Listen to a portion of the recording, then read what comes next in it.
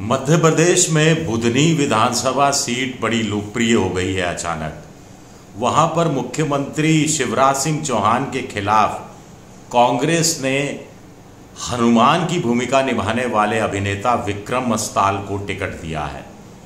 एक वर्ग कह रहा है कि कमलनाथ कोई पुरानी दोस्ती निभा रहे हैं शिवराज सिंह चौहान से कि एक कमज़ोर कैंडिडेट उतार दिया ताकि शिवराज सिंह का भला हो सके।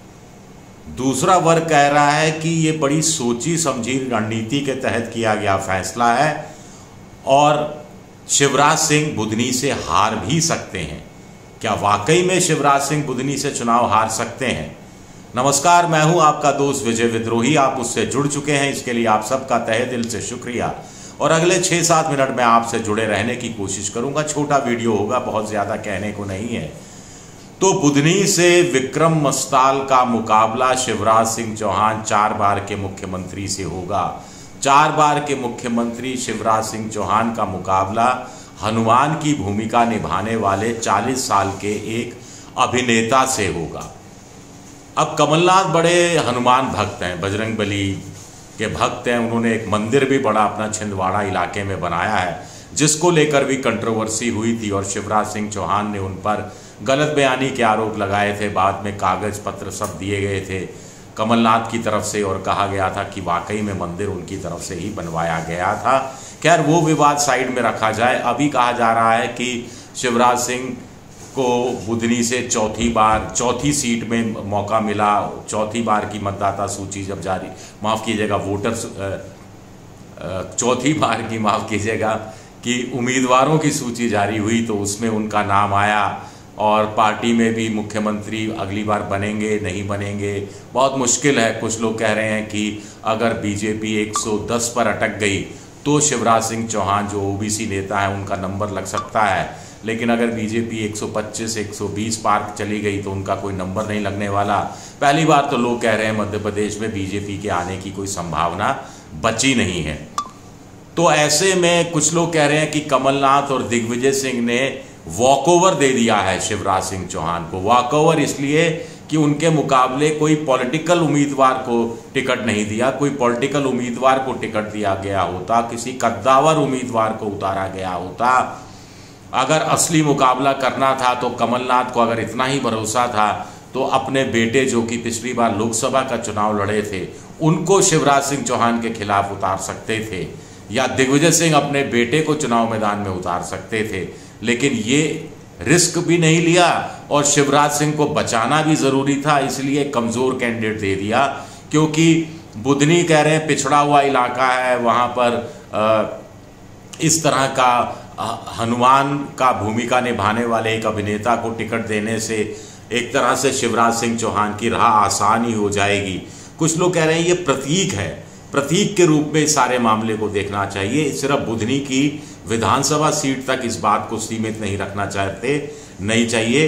कमलनाथ इस बहाने अपना सॉफ्ट हिंदुत्व उसका फैलाव कर रहे हैं, उसका पूरा मध्य प्रदेश में प्रचार प्रसार कर रहे हैं। उनको मालूम है कि बजरंगबली की बात वो कहेंगे। जो जबलपुर में आपको ध्यान होगा कि 2-1 महीने पहले जब प्रियंका गांधी आई थी और रैली निकाली गई थी तो बजरंगबली के बड़े कटआउट निकाले गए थे। गदा और उनका बजरंगबली का बड़े भव्य प्लेट जो कटआउट है पूरे शहर में लगाए गए थे। और ऐसे में कमलनाथ अब जानबूझकर ये दांव खेल रहे हैं। आपको ध्यान होगा कि इंडिया नाम का जो पॉलिटिकल फ्रंट बना है वो 2 अक्टूबर को भोपाल में अपनी पहली बड़ी सभा करना चाह रहा था, लेकिन उससे पहले तमिलनाडु के मुख्यमंत्री MK स्टालिन के बेटे उदयनिधि स्टालिन ने सनातन धर्म को लेकर एक विवादास्पद बयान दे दिया था। तो कमलनाथ डर गए थे। कमलनाथ को लगा कि मध्य प्रदेश में हवा खराब हो सकती है, तो उन्होंने वो रैली तक रद्द करवा दी थी। कुछ लोग कह रहे हैं कि कमलनाथ ये जो सॉफ्ट हिंदुत्व खेल रहे हैं इससे अंततः कांग्रेस को नुकसान हो सकता है और क्लोज फाइट में कांग्रेस के लिए ये खतरनाक भी साबित हो सकता है। कुछ लोगों का कहना है कि बीजेपी की पिच पर जाकर खेल रहे हैं कमलनाथ और उनको आला कमान का भी समर्थन हासिल है। आपको ध्यान होगा कुछ दिन पहले ही राहुल गांधी ने मध्य प्रदेश में एक चुनावी रैली में हिंदुत्व की प्रयोगशाला मध्य प्रदेश को करार दिया था। तो ऐसे में जब बीजेपी और संघ की जो हिंदुत्व की प्रयोगशाला है उसको लेकर एक प्रयोग क्यों ना कमलनाथ को करना चाहिए और क्यों उन्होंने ये ऐसा करके ठीक किया है या नहीं किया है, इसको लेकर विवाद खड़ा हो सकता है। लेकिन मुकाबला दिलचस्प हो गया है। इस बहाने बजरंगबली, कमलनाथ, बजरंगबली के प्रति कमलनाथ की आस्था, बाबाओं के पास जाना, चरण स्पर्श करना, ये तमाम वीडियो इस बहाने सामने आ रहे हैं। और कुल मिलाकर कर्नाटक में बजरंग दल की तुलना बजरंगबली से कर प्रधानमंत्री मोदी ने एक राजनीतिक जोखिम उठाया था जिसमें वो कामयाब नहीं हुए थे।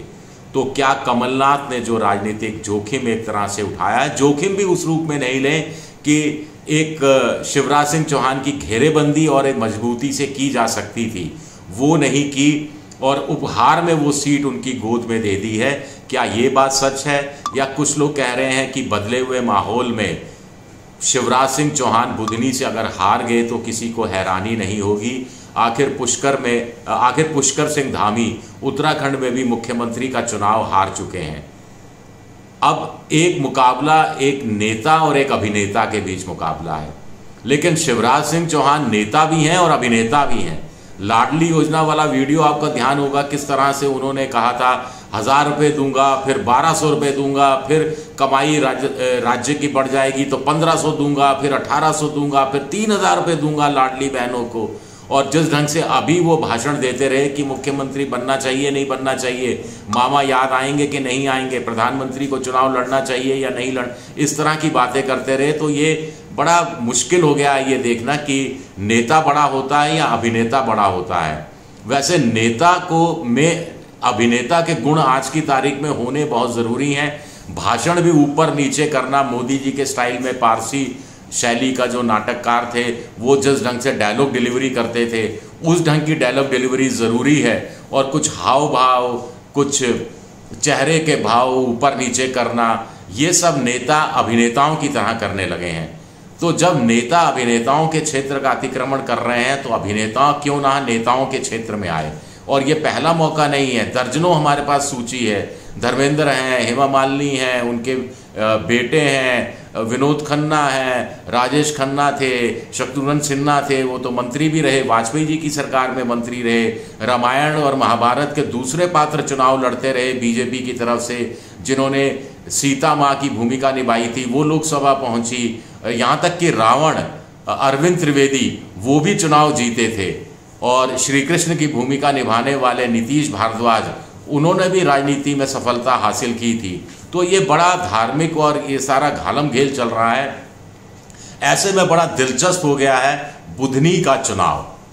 शुक्रिया मेरा ये वीडियो देखने के लिए। अगर पसंद आए तो लाइक कीजिए, सब्सक्राइब कीजिए, शेयर कीजिए और घंटी जैसी आकृति बेल आइकन दबा दीजिए ताकि नया वीडियो आए तो तत्काल आपको जानकारी मिल जाए। विद्रोही 7 मेरा ट्विटर हैंडल है, विजय विद्रोही 7 के नाम से मैं इंस्टाग्राम पर हूं और फेसबुक पर मेरा पेज है विजय विद्रोही पेज। शुक्रिया आपका, बहुत बहुत शुक्रिया।